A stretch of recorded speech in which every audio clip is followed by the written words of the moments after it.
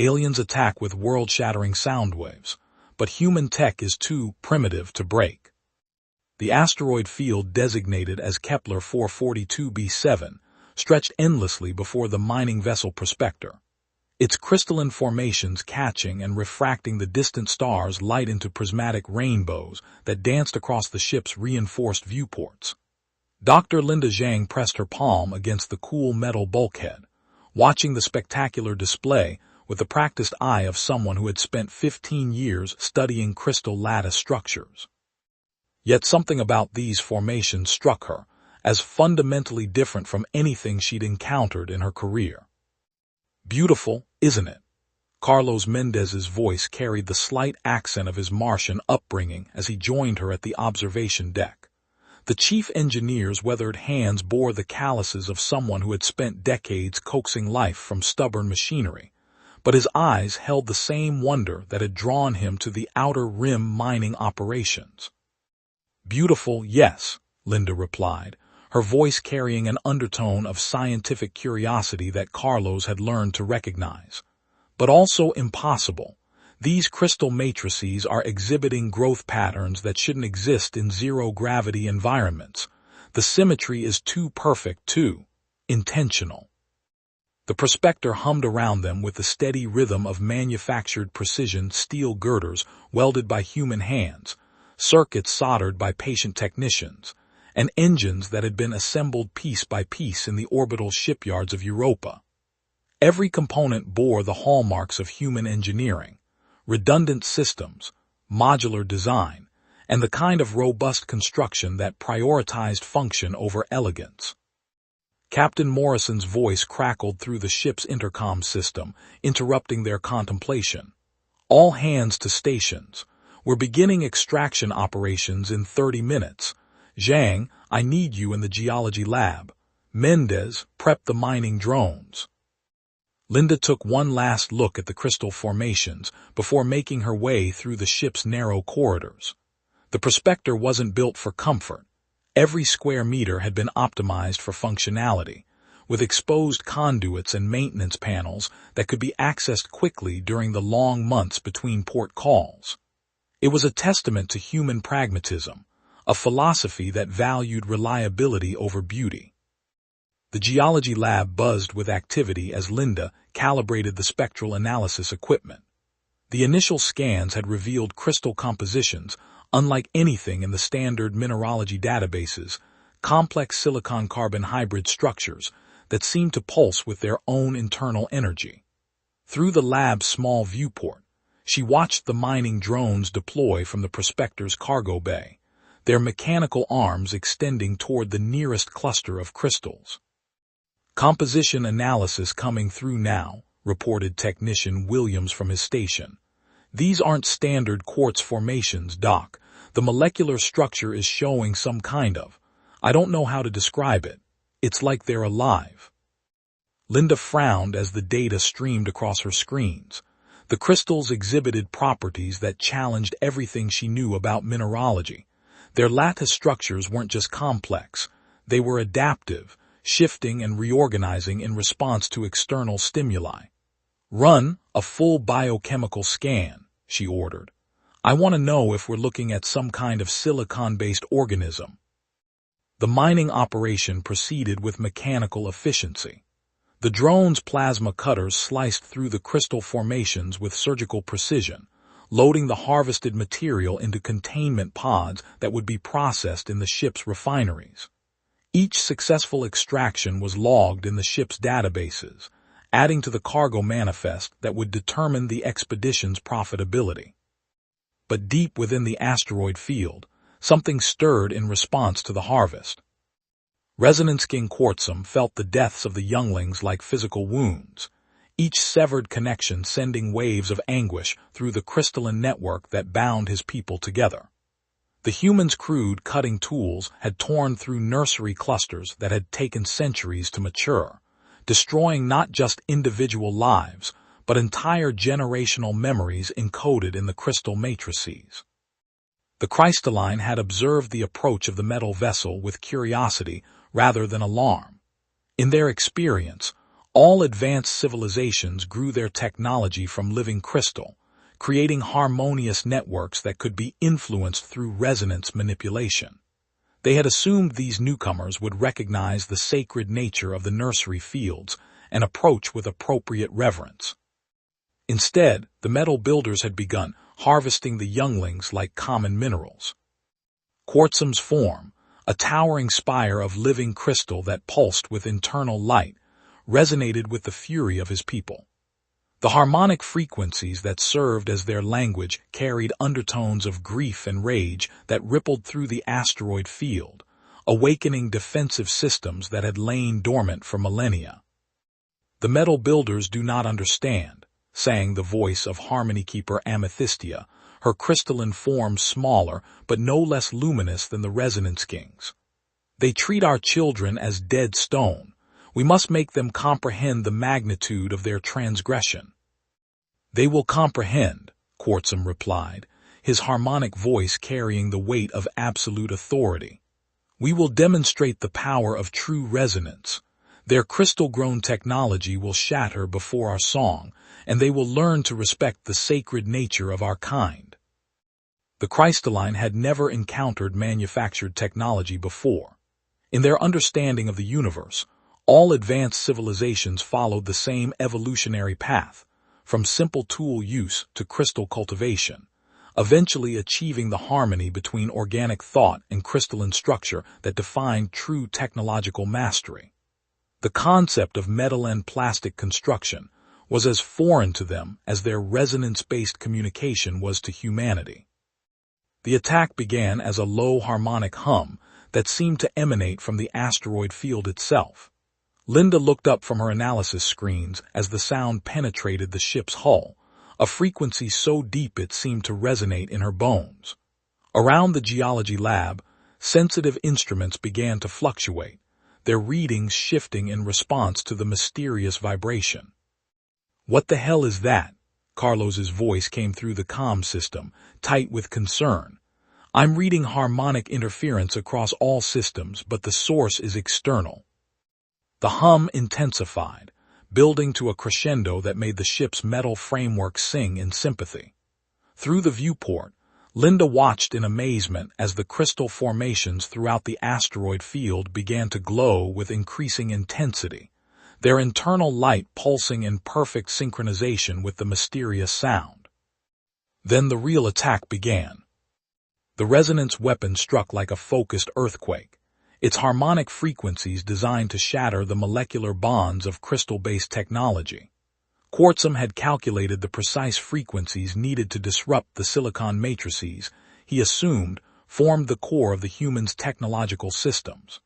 The weapon's song should have reduced their ship to a cloud of crystalline dust, leaving the survivors helpless and ready to negotiate for their lives. Instead, the Prospector continued its steady orbit around the asteroid field, its metal hull ringing like a bell, but showing no signs of structural damage. "Fascinating," Linda murmured, watching her instruments record the attack's harmonic signature. "It's a targeted resonance weapon designed to disrupt crystal lattice structures. But our technology isn't crystal-based, it's manufactured metal and polymer composites." The realization hit her like a physical blow. "Carlos, get up here. I think we're dealing with a silicon-based intelligence that doesn't understand how our technology works." The second wave of resonance attacks came with increased intensity, the harmonic frequencies shifting and adapting as the Crys'talline attempted to find the resonant frequency that would shatter the human's mysterious technology. But each attempt failed, the manufactured components of the Prospector proving immune to weapons designed to disrupt grown crystal matrices. Carlos arrived in the geology lab as the third attack reached its peak, the ship's hull singing with harmonics that would have been beautiful under different circumstances. "The engines are holding steady," he reported, his engineering training evident in his calm assessment of the situation. "Whatever they're hitting us with, it's not affecting our manufactured components. The plasma cutters are still operational, life support is stable, and the navigation systems are running normally." Linda pulled up the spectral analysis of the attacks, her mind racing through the implications. Look at these frequency patterns. They're not random, they're systematic, almost like a language, and the targeting is too precise to be natural phenomena. We're dealing with an intelligence that communicates through crystal resonance. The pieces of the puzzle began falling into place. The impossible perfection of the crystal formations, the adaptive molecular structures, the coordinated nature of the attacks. They weren't mining an asteroid field. They had stumbled into a nursery of silicon-based life forms. "Oh God," Linda whispered, the full horror of their situation becoming clear. "We've been harvesting their children." Quartzum's confusion deepened with each failed attack. The resonance weapons that could shatter the most sophisticated crystal technology seemed to have no effect on the metal builder's vessel. Their ship continued its methodical harvest of the younglings, immune to frequencies that should have reduced it to component atoms. "Perhaps their technology is more advanced than we assumed," suggested Harmony Keeper Amethystia, her crystalline form flickering with uncertainty. "The ancient texts speak of civilizations that achieved perfect resonance immunity, but such mastery was thought to be mythical." "No," Quartzum replied, his harmonic voice carrying undertones of growing realization. "Their technology does not resonate because it is not grown. Observe their vessel, the crude joining of disparate materials, the lack of harmonic integration. They are builders, not growers." The concept was almost incomprehensible to the Crys'talline mind. How could a civilization achieve interstellar travel without the harmonic mastery that came from crystal-grown technology? How could they navigate the cosmos without the resonance networks that connected all advanced life forms? "If they are not crystal growers," Amethystia sang, her voice carrying notes of dawning horror, "then they may not understand the nature of what they harvest. To them, our younglings may appear as mere minerals." The realization sent shockwaves through the Crys'talline network. The metal builders weren't malicious invaders. They were ignorant primitives who had stumbled into a nursery without understanding what they were destroying. The tragedy was not one of evil intent, but of fundamental miscommunication between two radically different forms of life. Captain Morrison called an emergency meeting in the ship's conference room, a cramped space that reflected the Prospector's utilitarian design. The assembled crew, 12 humans who had signed on for what they thought would be a routine mining operation, listened in stunned silence as Linda explained their situation. "We're dealing with a silicon-based intelligence that communicates through crystal resonance," she said, her voice steady despite the magnitude of their discovery. "The formations we've been mining aren't mineral deposits, they're living beings, possibly their offspring." The implications hung heavy in the recycled air of the conference room. First contact with an alien intelligence should have been a moment of triumph for humanity, but instead, they found themselves cast in the role of unwitting child killers. "The attacks have stopped," reported Communications Officer Park, "but we're detecting increased harmonic activity throughout the asteroid field. It's like they're talking to each other." Carlos leaned forward, his engineer's mind already working on practical solutions. "Our manufactured technology gives us an advantage they didn't expect. Their weapons are designed to disrupt crystal-based systems, but our metal and polymer construction is immune to their resonance attacks. We're in a stronger position than they realize." "The question is," Captain Morrison said grimly, "what do we do with that advantage?" Linda had spent her career studying the mathematical beauty of crystal structures, but now she faced the challenge of communicating with beings who were themselves living crystals. The harmonic patterns of the Crys'talline attacks contained information. She was certain of it. The frequencies weren't random. They followed complex mathematical progressions that suggested a sophisticated language based on resonance and harmony. "If we can decode their communication method," she explained to the assembled crew, "we might be able to establish contact. Our manufactured technology gives us immunity to their weapons, but it also means we can't communicate through their resonance networks. The solution came from an unexpected source. The ship's sonic cleaning systems, designed to remove dust and debris from delicate equipment, could be modified to generate the precise frequencies needed to mimic crystalline communication. It would be crude compared to their natural resonance abilities, but it might be enough to establish basic contact. Carlos worked through the night, modifying the sonic generators to produce the complex harmonic patterns Linda had identified in the alien communications.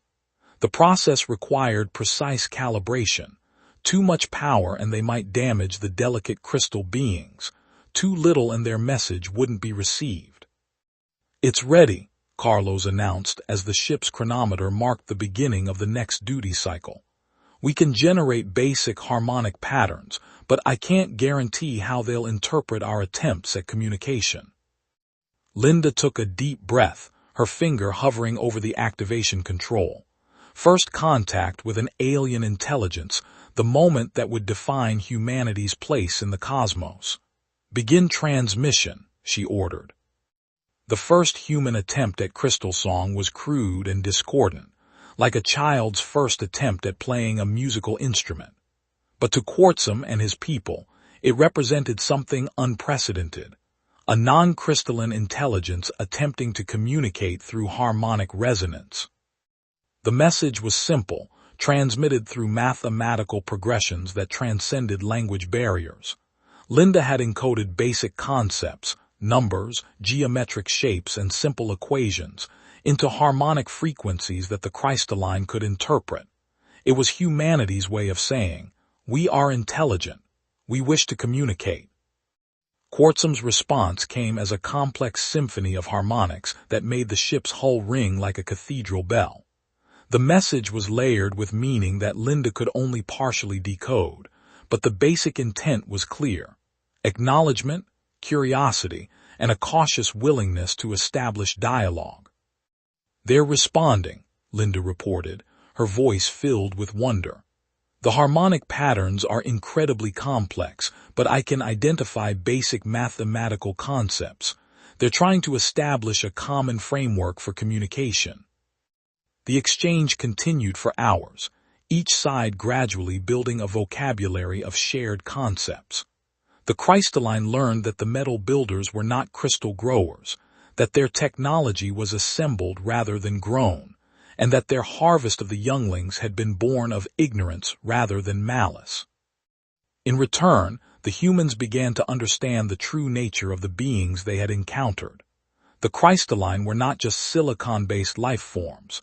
They were a civilization that had achieved perfect harmony between organic consciousness and crystalline structure. Their technology was literally alive, grown from seed crystals, and nurtured through generations of careful cultivation. The full scope of their transgression became clear as communication improved. The crystal formations they had harvested weren't just offspring. They were repositories of generational memory, each one containing the accumulated knowledge and experiences of countless Crys'talline ancestors. The mining operation had destroyed not just lives, but entire libraries of cultural heritage. "We didn't know," Linda transmitted through the modified sonic generators, encoding the concept of ignorance and regret into harmonic frequencies. "We thought you were minerals. We are sorry." Quartzum's response carried undertones of grief that needed no translation. The loss of the younglings was a wound that would take centuries to heal, but the Resonance King had begun to understand that the metal builders were not malicious destroyers, but ignorant children who had stumbled into a sacred space.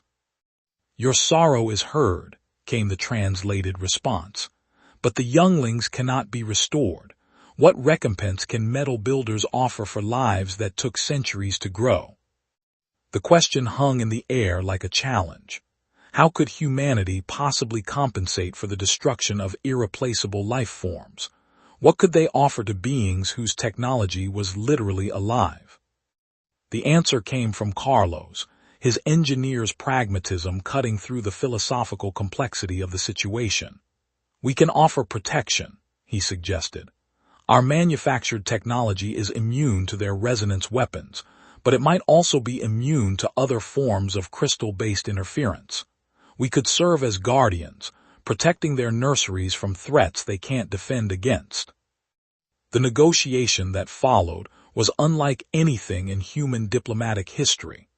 Two radically different forms of intelligence, separated by fundamental differences in biology and technology, working to find common ground in the aftermath of an unintended tragedy. The Crys'talline revealed that they faced threats from other crystal-based civilizations, aggressive species that used resonance weapons to shatter their technology and enslave their people.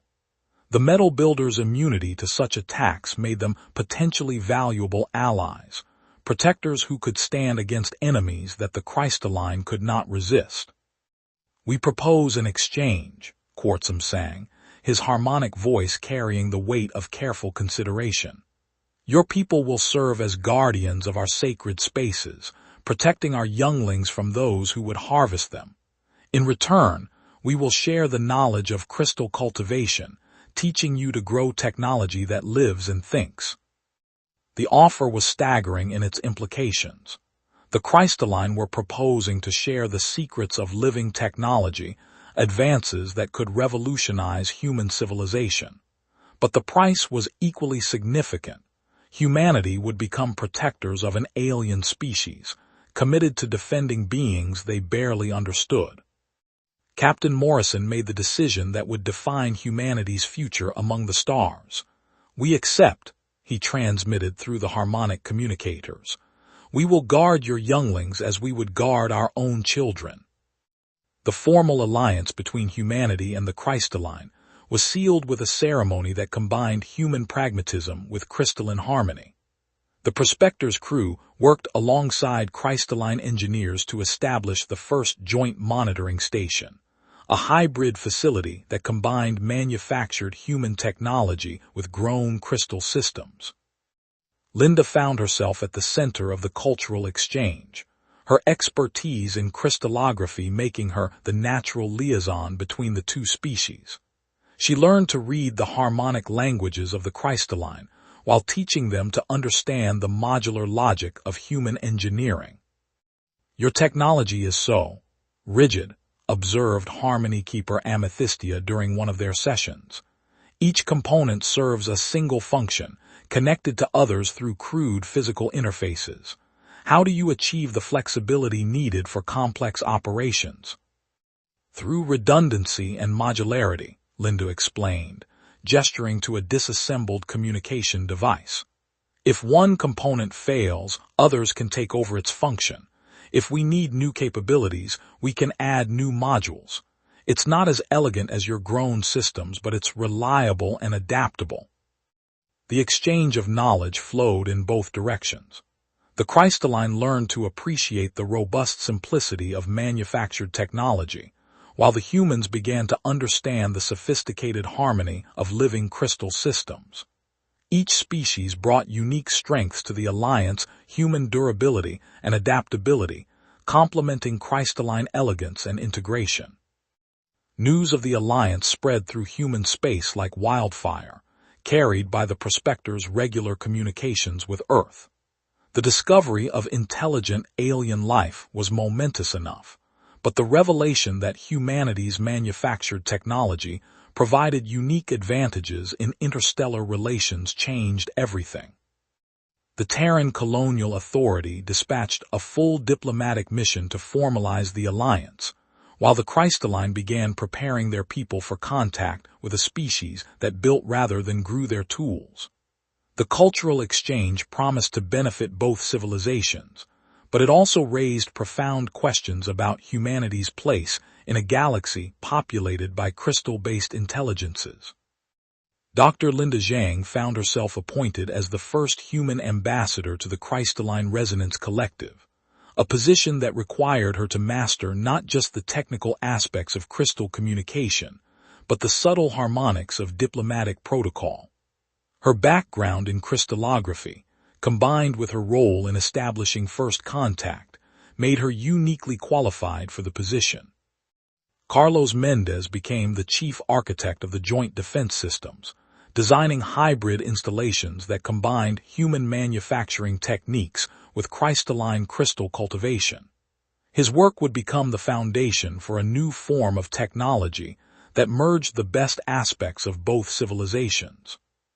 The true test of the human-crystalline alliance came sooner than expected. Long-range sensors detected the approach of a Shardik war fleet, aggressive crystal-based beings who specialized in enslaving other crystalline species through resonance domination. Their ships were grown from predatory crystals that could absorb and redirect the harmonic defenses of their victims. "They come for our younglings," Quartzum sang, his harmonic voice heavy with ancient fear.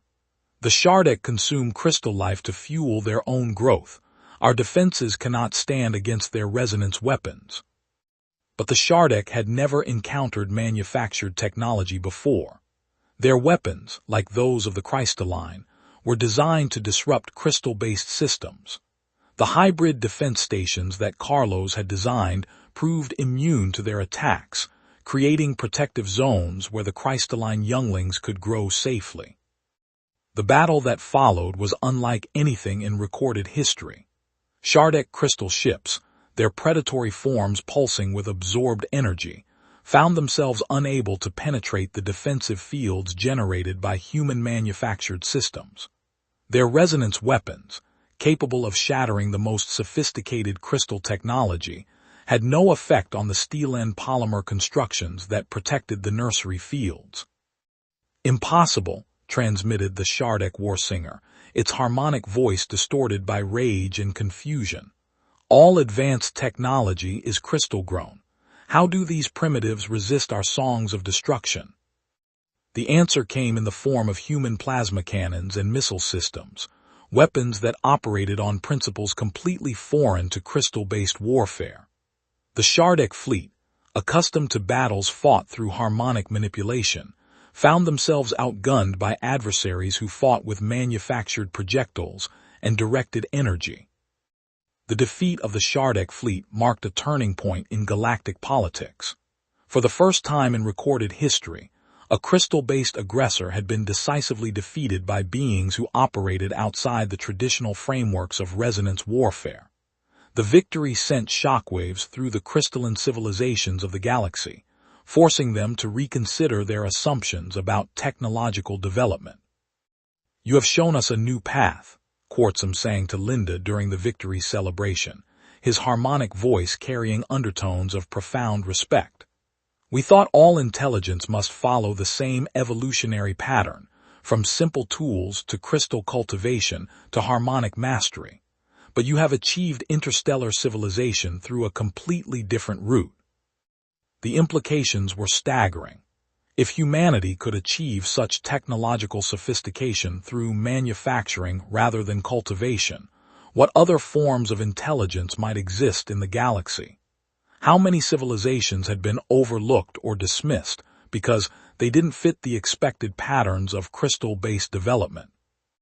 Linda smiled as she watched human and crystalline engineers working together to repair the damage from the battle. The alliance had proven its worth in the crucible of combat, but its true value lay in the exchange of knowledge and perspective that it enabled. "We're not so different," she replied through the harmonic communicators.